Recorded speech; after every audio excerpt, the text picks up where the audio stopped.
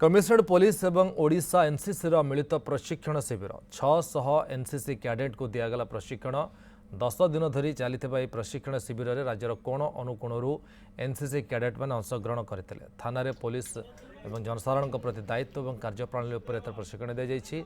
विशेषकर cyber crime और traffic नियम उपर कर्मशाला आयोजन होता। राजधानी समस्त थाना प्रदर्शन कर एनसीसी कैडेट्स मैंने शेष राज्य विभिन्न प्रतियोगित कृतित्व हासिल करथिबा कैडेट्स मान पुरस्कृत कर आग को एभली कार्यक्रम जारी रही ओडिशा एनसीसी मुख्य।